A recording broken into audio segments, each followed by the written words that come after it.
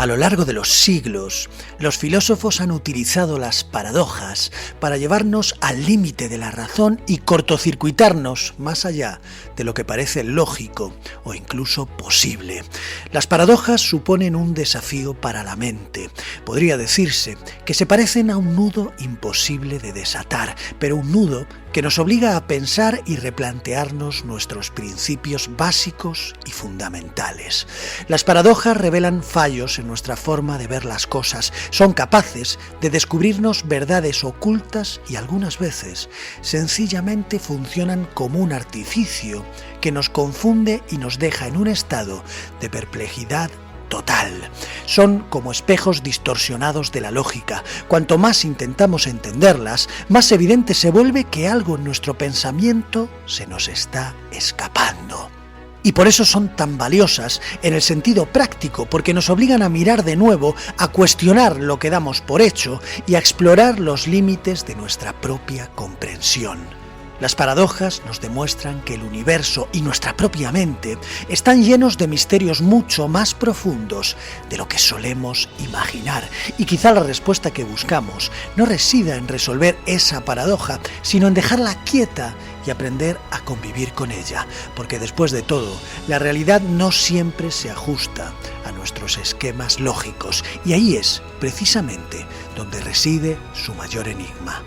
En este episodio vamos a adentrarnos en el apasionante mundo de las paradojas filosóficas con la ayuda de un experto en el tema, Alfonso Berrocal, doctor en filosofía, profesor asociado de la Universidad Autónoma de Madrid y también un profesor todoterreno y valiente de los que abordan la enseñanza desde la base, en los institutos, esas selvas donde conviven las fieras que más adelante saldrán a la calle para definir el futuro de nuestra sociedad, un futuro en el que hombres y mujeres como Alfonso tienen muchísimo que ver, porque la filosofía nos enseña a pensar, a debatir, a preguntarnos por las cosas que otros simplemente dan por ciertas, y algo así, sobre todo en los tiempos que corren, vale su peso en oro.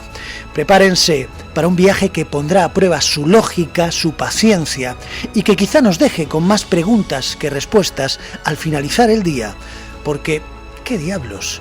La vida misma es la mayor de las paradojas.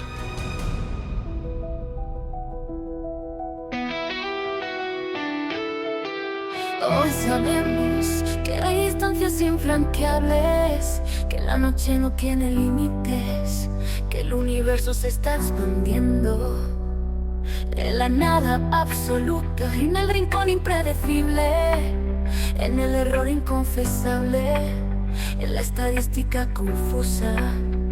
Y todos nosotros disfrutamos de una vida cuya voz desconocemos. Hoy sabemos. Bienvenidos a Soles Lejanos 2.0.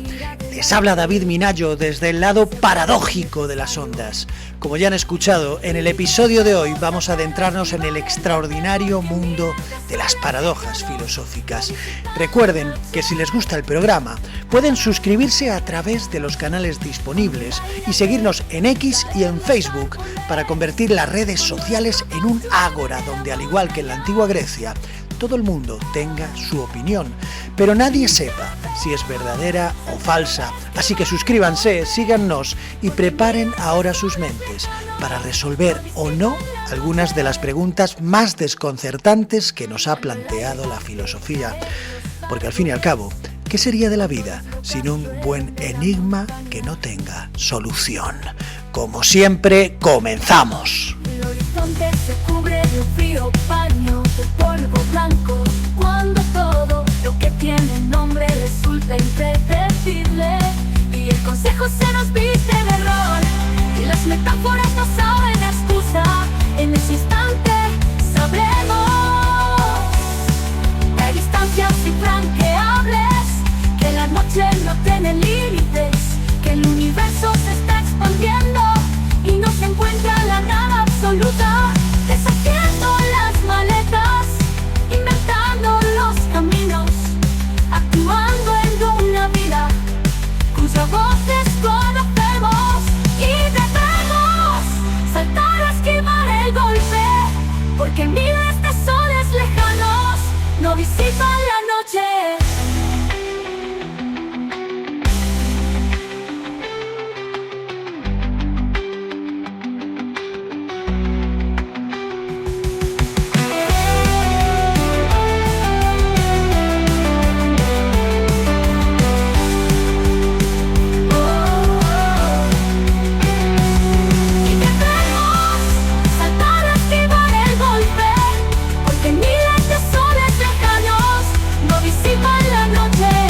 Alfonso, bienvenido a Soles Lejanos 2.0. Hola David, encantado de estar aquí en tu programa, un placer. Créenos, el placer es nuestro, porque hoy nos traes además un tema interesantísimo, un tema que puede hacer explotar la cabeza de muchos, ¿no?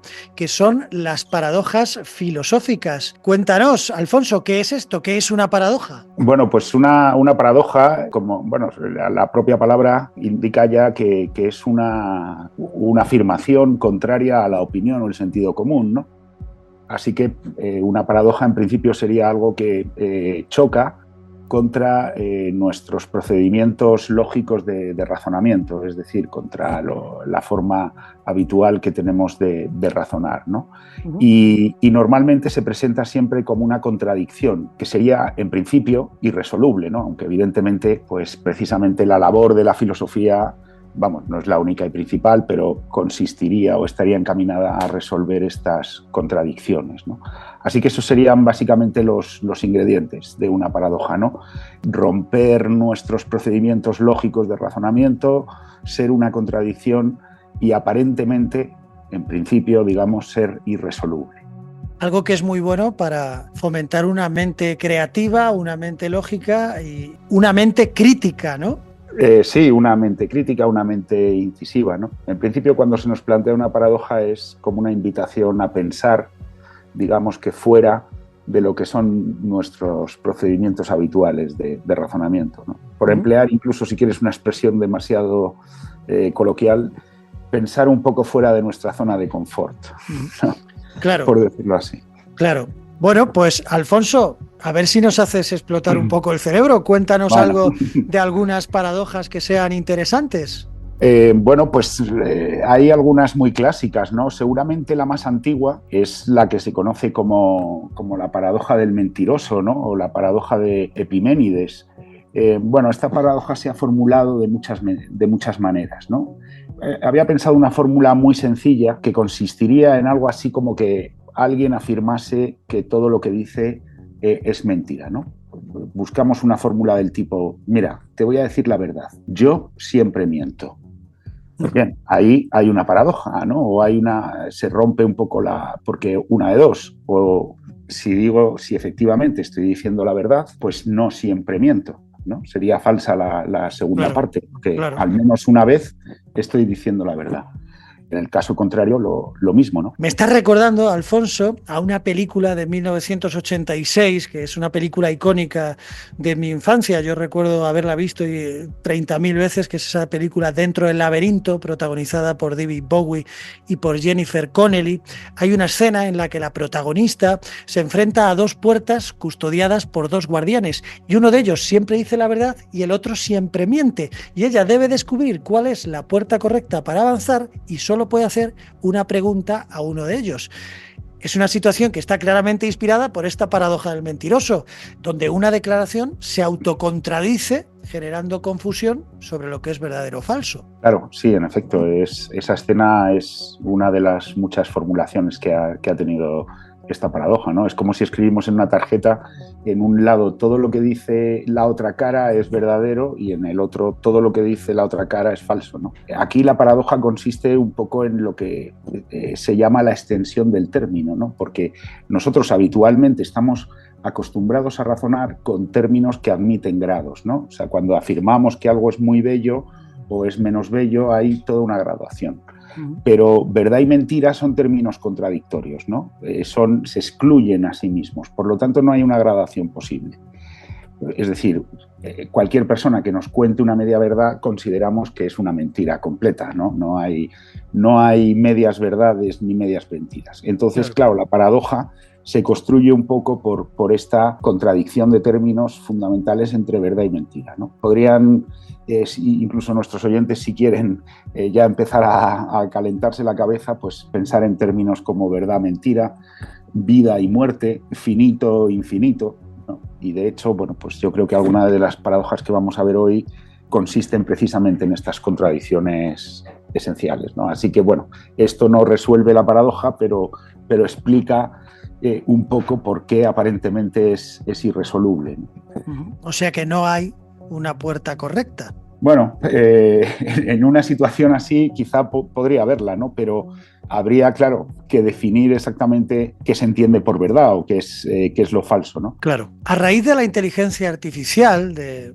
la creación de los coches autónomos, los coches que se conducen automáticamente mediante inteligencia artificial, esos proyectos que hay de Tesla, surgió un dilema en el plano ético, que ya hemos visto que es como una paradoja, y era el siguiente: el hecho de que si el vehículo va conduciéndose solo y tiene que elegir cuando llegue a un paso de cebra o cuando llegue a un cruce o atropellar a un peatón o salirse de la carretera para salvar a ese peatón, pero entonces el que corre peligro de morir, un grave peligro de morir, es el que va dentro, el que ocupa el vehículo, el ocupante, ahí se plantea ese dilema moral para la máquina, que para la máquina no está claro, pero se plantea eso de qué haría la máquina entonces, a quién salva o a quién no. Y esto me recuerda mucho a aquella paradoja del tranvía, ¿no? Un dilema que planteaba que si un tranvía va a atropellar a 5 personas y tiene la opción de desviarse para que solo atropelle a una, ¿qué es lo moralmente correcto?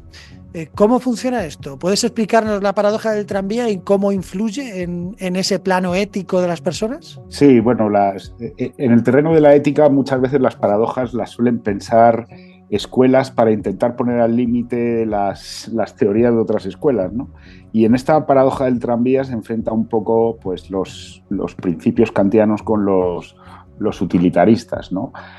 Más o menos la situación es parecida a esta, ¿no? Un tranvía desbocado o un tren desbocado va directamente hacia 3 o 5 personas que están de espaldas al tren, supongamos que son operarios nuevos con poca experiencia y no les han dado el curso de protección de riesgos laborales y además están escuchando reggaetón en unos cascos y no oyen el tranvía, ¿no?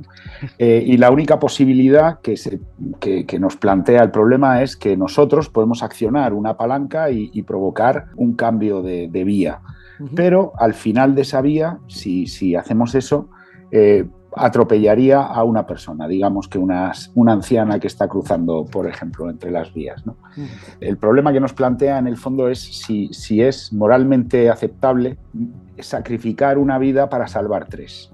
Claro, las éticas consecuencialistas, que son un poco como nuestras madres, que nos dicen siempre eso de que tenemos que pensar en las consecuencias, nos dirían que, bueno, pues podría ser aceptable y las éticas formalistas, que es la que dice, no, tú no puedes matar y si no puedes matar, no puedes matar en ningún caso. Nos dirían que no, ¿no? Con la omisión también estarías provocando la muerte de esas 3 o 5 personas, ¿no? Esto es más dudoso, yo creo, porque no hacer nada, es decir, por lo menos desde un punto de vista ético, la ética no nos pide que vayamos salvando vidas por ahí, ¿no? La ética solo nos pide que no matemos. Es decir, que no es poco, no matar, ¿no? Pero bueno, sí, aparentemente podemos decir que, claro, si no hago nada, tampoco quiere decir que por no hacer nada tengan que morir esas 3 personas, ¿no? Bueno, esta paradoja que curiosamente todo el mundo veía en el terreno de la ficción y se planteaba así como un juego didáctico pues en clase, ¿no? Porque en el fondo la ética, esto sí yo creo que es claro, ¿no? Es para actos cotidianos, ¿no? No para circunstancias extraordinarias. Bueno, yo no sé a qué se dedica cada uno, pero es difícil que nos veamos en una situación donde tengamos que accionar una palanca para parar un tren desbocado, ¿no? Puede suceder, por supuesto, pero no es lo habitual, ¿no? Y la ética está pensada generalmente para las situaciones de la vida cotidiana, ¿no? Dar los buenos días, saludar. Pero bueno, en cualquier caso, nos vimos enfrentados a una paradoja muy semejante, ¿no? Seguramente lo recordaréis cuando al principio de la pandemia empezó a surgir esta situación de si se usa un respirador con un señor de 80, 70 años o se usa ese respirador con un señor de 50 en una situación virtual y que incluso puede que fuera real en muchos casos, de que un médico tuviera solamente un respirador y 2 pacientes, ¿no? Y yo esto lo recuerdo porque, bueno, cuando nos confinaron, pues en clase hablábamos de estas cosas y de repente se volvieron realidad, ¿no? Ese triaje, que es de lo que hablas, es precisamente lo que se hace en conflictos armados, ¿no? En guerras, cuando se clasifica y prioriza a los pacientes según la gravedad de sus heridas, porque no se les puede atender a todos. Claro, entonces nos enfrenta un poco a esta... Pero bueno, ahí cambia un poco el hecho de que se trata, pues como tú acabas de decir, no se puede atender a todos y hay que priorizar la atención, ¿no?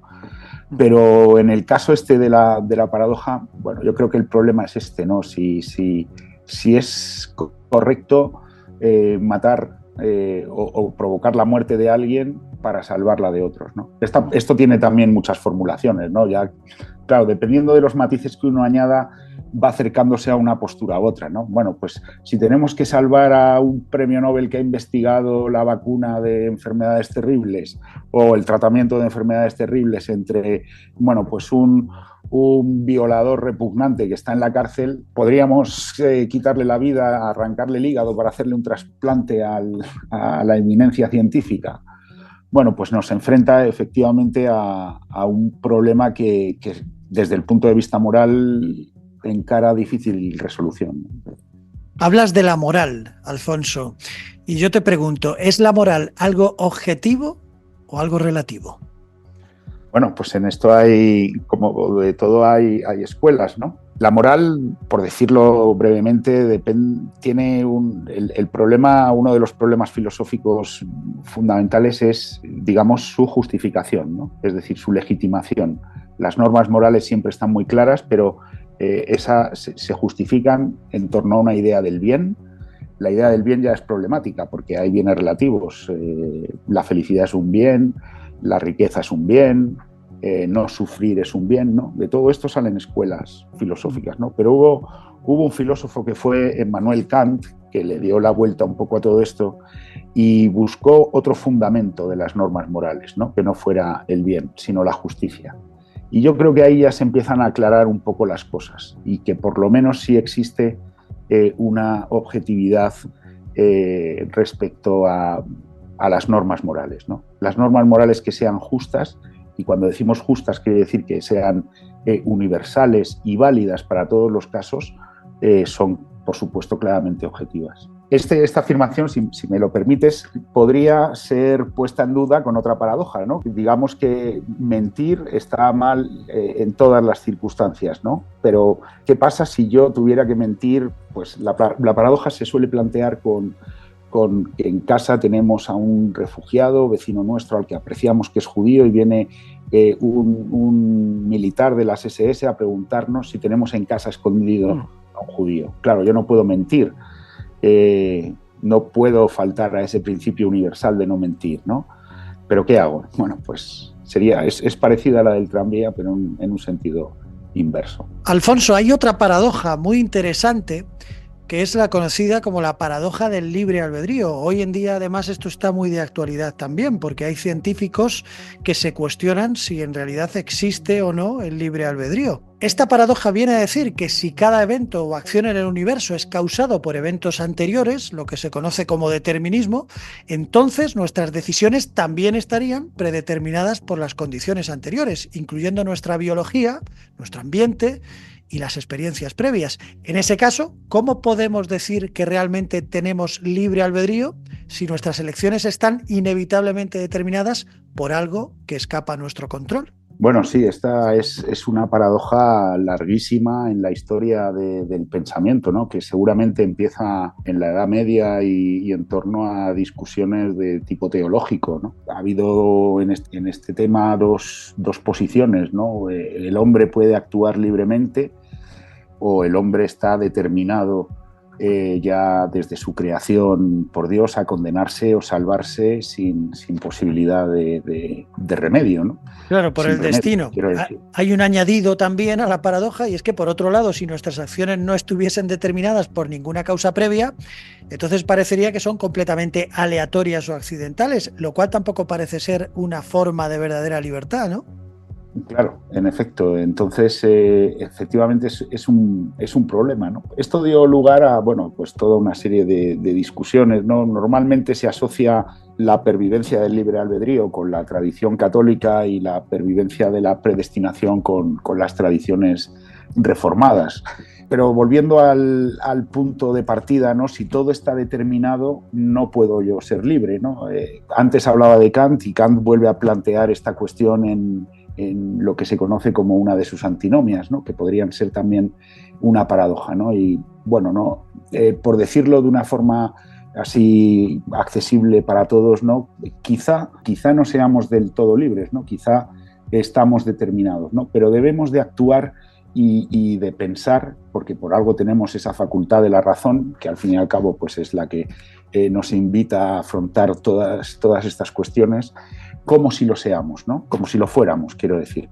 Es decir, quizá vivimos en un mundo donde todo está determinado, pero debemos de, como digo, movilizar nuestra voluntad y nuestra racionalidad como si fuéramos libres, ¿no? Porque probablemente sería mucho peor no ser libre o no pensarnos como libres. Hay un libro, es de un filósofo contemporáneo bastante joven, bueno, joven para lo que los filósofos parecen ser siempre gente mayor, y con que barba. se llama Marcus Gabriel, es un filósofo alemán, que el título del libro me parece bastante significativo, ¿no? Es Yo no soy mi cerebro, y viene a criticar un poco, como bien decías tú, buena parte de la neurología y de los avances en este campo están descubriendo pues, que efectivamente hasta las cosas que nosotros considerábamos más fundamentales de nuestra constitución como humanos pues están determinadas por impulsos electromagnéticos y funciones cerebrales, ¿no? Pero en la medida en que somos dueños de una conciencia, somos dueños de un pensamiento y de una voluntad, debe prevalecer el sentido de la libertad a pesar de la ciencia, ¿no? Sintiéndolo mucho por la ciencia. Pero en efecto es otra paradoja que tiene una vigencia permanente, ¿no? Seguimos sin saberlo entonces, si somos libres o no. Claro, seguimos sin saberlo. Pero básicamente lo que nos dices es que pensemos que lo somos, aunque no lo sepamos. Claro, hacer como sí, ¿no? Disimular un poco. Para ser felices.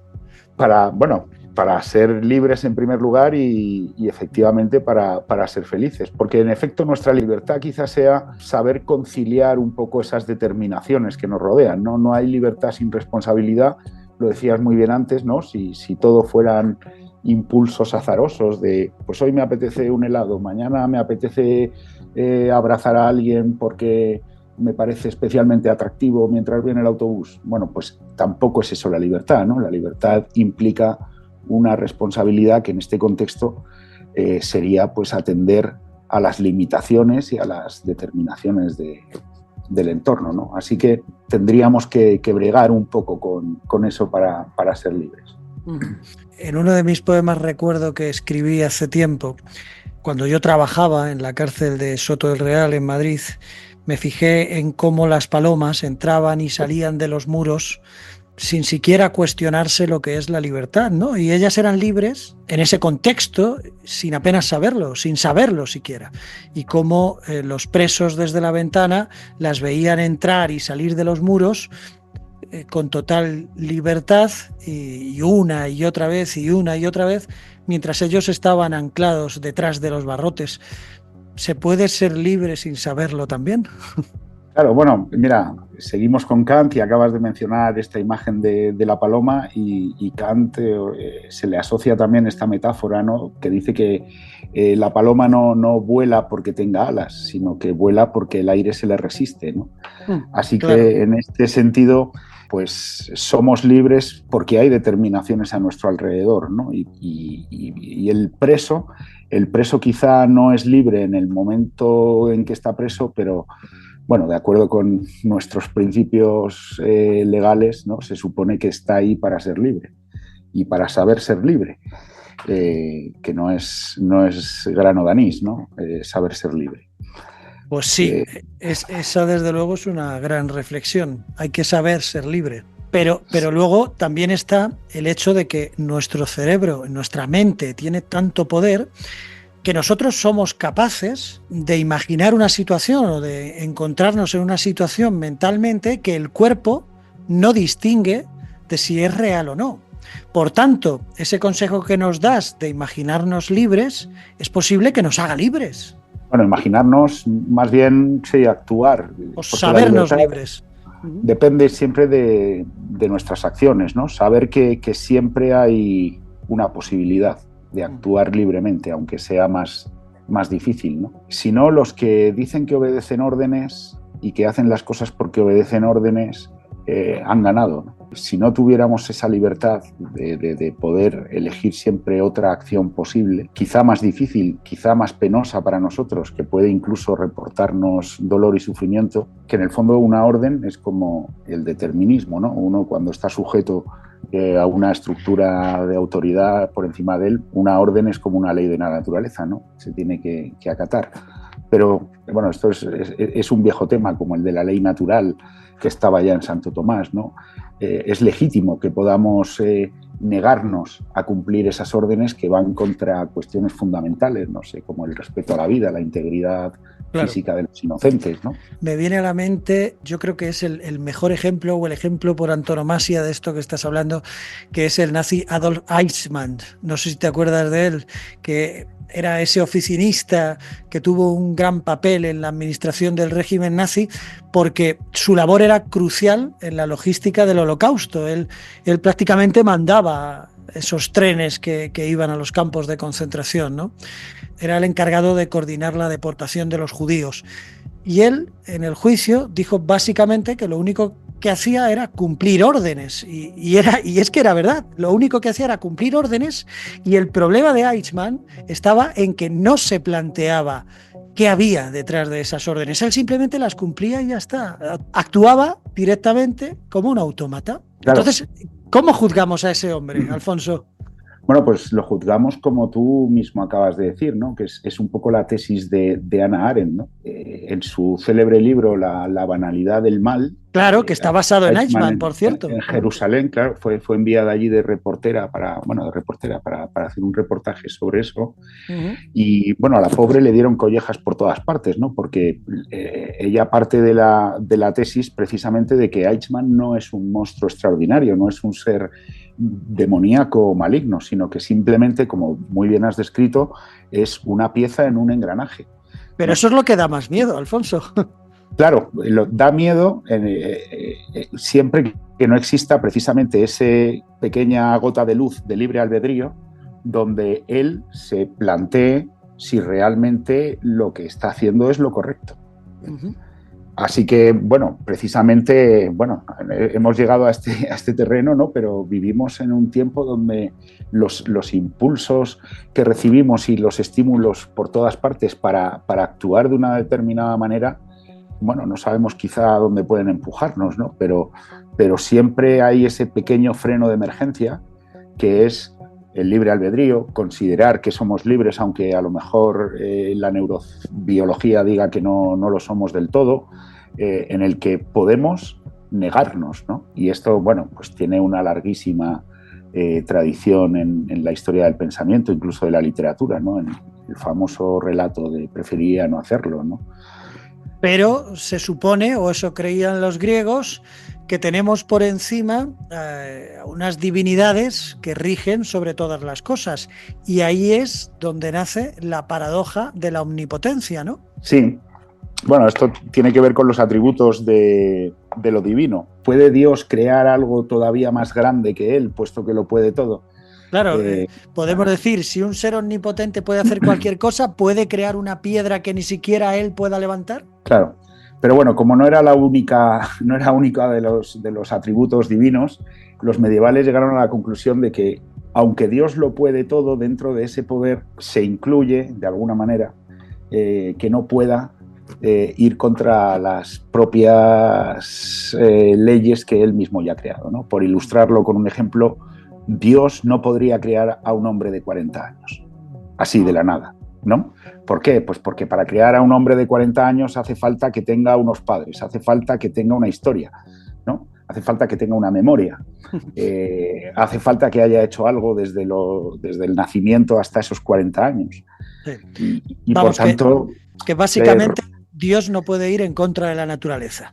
No puede ir en contra de sus propias leyes, ¿no? Entonces, la omnipotencia estaría limitada por, digamos, su finalidad, ¿no? Entonces, claro, si tú eres omnipotente para crear y ordenar el mundo, no puedes ir contra las leyes que mientras el mundo esté vigente lo rigen.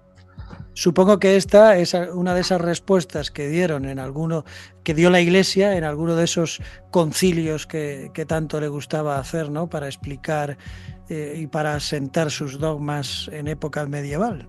Bueno, sí, el ejemplo que he puesto es un ejemplo de Gustavo Bueno, que en algún momento lo pone, ¿no? O sea, que se lo he copiado a él, pero el contexto es un poco ese, ¿no? Vuelve a suceder con esto de la omnipotencia, ¿no? ¿Cuál es un poco la extensión del término, ¿no? Poderlo todo. Bueno, pero poderlo todo depende de cuál sea el término contrario para que se produzca la contradicción, ¿no? Y en este sentido me gustaría recordar algo que no es paradójico, pero que me lo ha hecho recordar cuando hablabas de esa supremacía de los dioses sobre nuestras vidas, ¿no? Algo que tiene un aspecto paradójico y es eso que dice Epicuro de que, aunque seamos mortales, la muerte y nosotros nunca vamos a coincidir. Bueno, quizá técnicamente no sea una paradoja, pero lo parece, ¿no? Y el argumento lógico que da es que la muerte y yo nunca nos vamos a encontrar porque mientras yo esté vivo, no estaré muerto. Y en el momento que ya fallezca, pues dejaré de estar vivo. No hay grado, como decíamos antes con la verdad y la mentira, de estar vivo a medias o estar muerto a medias.